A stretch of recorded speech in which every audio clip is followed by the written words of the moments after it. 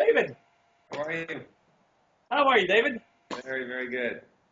Well, everyone, thanks so much for joining us. So I really, really appreciate your time, giving your time to help us out with this.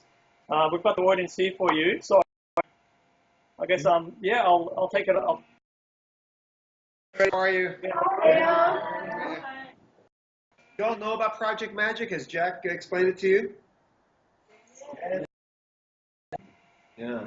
Just so you know, just a little introduction, Project Magic is a program that uses magic as a form of therapy for people with disabilities, where medical professionals and magicians go into hospitals and teach the patients therapy for improving dexterity and their coordination by learning sleight of hand, in addition to boosting the patient's self-esteem by giving them a skill that an able-bodied person doesn't even have. And it's been going on for almost 30 years now, so we're really proud of it and so happy to be reintroducing it in your amazing country. Thanks. So, David, which countries have taken it on as most advanced in the execution of Project Magic? Getting every other word. So, Jack, can you maybe repeat the question? Yeah, the question was, David, which country has taken on the Project Magic in the most like? Is that the most active countries? The most active, yeah. I think in South America, Mexico, there's a huge program down there. In Austria, in Belgium, huge program in Germany, of course across America. We started a program in Australia about 10 years ago when I was there. I'm not sure what happened to that. The beauty of Project Magic is the fact that it can be used whenever it's needed. So the program can be implemented when you have patients that are interested in the program and want to find a new way of learning certain skills in occupational therapy or physical therapy. And it kind of comes and goes as needed, and people are educated about it. They have this application to use whenever they need it. Good. Thank you. Did anyone have any questions? No. Yeah, please. Yeah, show us a trick. Don't want to see a trick, David. Yeah. Has he used it in schools? David, has Project Magic been used in schools that you're aware of? It has, many schools. It's been used in non-medical facilities. It's been used in drug rehab. It's been used as a teaching aid. As you know, magic teaches many different modes of growth. It can help you with, as I said before, your communication skills. With math, is magic that helps you and motivates people to learn math, organization, color recognition, communication skills, planning, memory. All can be kind of motivated by learning a piece of magic that you can share, because you have a skill that somebody else doesn't have, and they have more kind of motivation to learn those particular abilities. That's a question, yes? Wonderful. Anyone else? Someone else had a question? Well, nobody's talking. Hopefully you can hear me, David, but I'm fanboying very hard right now. You probably can't hear me, which is quite awkward, but you know, I'll fly to America, and if you want to mentor me, I'm up for it. If you want to, all come. All of you, get in a plane and come on. We'll have fun. No, I'm not joking. I'll do it. But Thank you, man. it's just awesome, even just Skyping me, man. Like I've been doing magic for 7 years, and this is just a ridiculous experience right now. So yeah, thank you very much. It made me feel so good. I'm so honored to hear things like that. Thank you so much. Yeah, we're going to teach them the rubber band effect in a moment, David, and we just went through briefly the rope routine, the rope effect. Excellent. So we're going to go through the rubber band, and we've got another question. Oh, no. Yes. When are you coming down and down under? I think so. Are you alongside? Did you hear that, David? After It was when are you coming back down under for another show? Oh boy, I'm here in Las Vegas for the next 3 years, so it won't be for that. But but maybe after that I'll come down. I had a great time there. I've been there 2 times. I've done 2 tours. I've been to Perth and Melbourne, and I've been, of course, to Sydney, and it was just great. And I have so many friends there that do an amazing job, and you're just such a warm audience. So I can't wait to come back. And next time you'll come to Barrel. Oh, yeah. Excellent. I missed this. Again? You got to come to Barrel. We're in Barrel at the moment, which is down from Sydney. 2 hours from Sydney, man. You can come to my house. I'll Yeah. cook dinner. Right. Plenty of gas, please.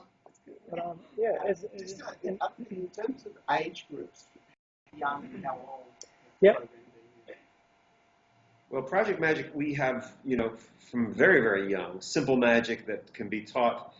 We've had magic that we taught to patients who were really had head trauma patients, actually, that really weren't aware that they were doing a piece of magic. They were able to do the rubber band piece and make their parents so happy. And they knew that. They didn't understand it was a magical effect, but they watched their families' faces light up. And for that, it was a great gift to give. And is there anyone else? Or yes? Just one over here, but how important is explaining the trick? Because I'm working with behaviour kids, feeding them magic is beneficial for us. Did you hear that, David? No, go. No. Repeat. Jack, why don't you repeat it? So I can hear you. Yeah, no. This is coming up. Questions coming up. There you go. 101. There we go. I work with behaviour kids, very, very difficult kids. In your country, they're called learning difficulty kids. How important is explaining the trick to them? Because I've used a tiny, tiny bit of this already at school for engagement of kids and stuff like that, and it's keeping the magic as magic. To me, it seemed to be the right way to go. Jack, can you repeat? I'm getting every other word somehow, so I'm sorry about this technological magic. You have a problem because they didn't understand there's something real magic and not real magic? What? Yeah, the question, David, is how important is it divulging the information, the secret? How important is the secret? Well, the magic we chose, we thought wouldn't hurt us professional magicians, so we could share those secrets. I think when a patient learns something like that, you should try to tell them the value of keeping the mystery, keeping something special for them, unless, of course, they can share it to another patient or somebody that needs it. But keeping the secret and keeping the wonder is so important. And amazing people is a great feeling that you get when you can share something that you've practiced so hard to retain the secret and don't reveal how it's done. So, I vote for always keeping the mystery and not revealing the secret. Of course, to the student who's learning it, they of course need to learn the mystery so they can know what to hide and keep private. Thanks, David. Thank you. Is there anyone else? Yes. Yeah, you've been a fan for quite a while. I was just wondering, your beautiful assistant, what sort of background and dance do they have? Did you hear that, David? Or No, you need to repeat. Gentleman's question was, he's a big fan of you. He's been following you for a long time. In regards to the assistants that you used to use, what type of background dancing do they have? It's so funny that there's not a lot of dancing in my current show. There used to be a lot of it, and thanks for remembering that. But a lot of it's very kind of very primal right now. It's a lot of storytelling in my show. Is it a dancer that asked the question? Just like dancers. A fan of dancing.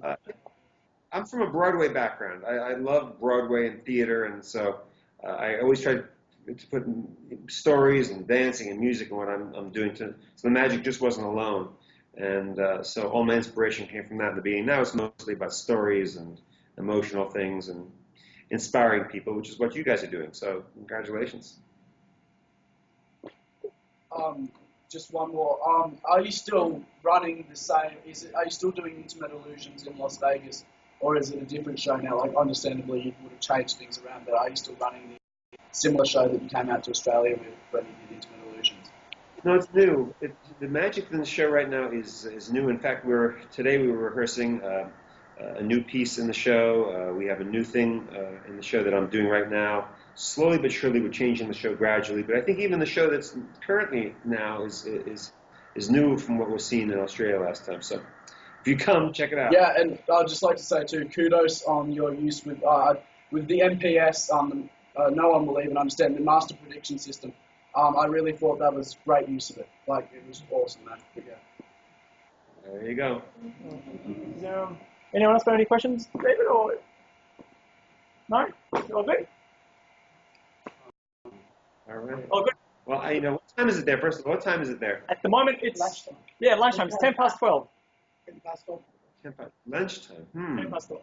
Well, I've got a show. I have 2 shows to do here tonight, so I'm going to get ready for that. But it was great visiting with all of you, and thanks for all your hard work that you do. And I'm so inspired by the regeneration of what's going on there. So thank you so much. Thank you for your time. Thanks again, David. Thank you, David.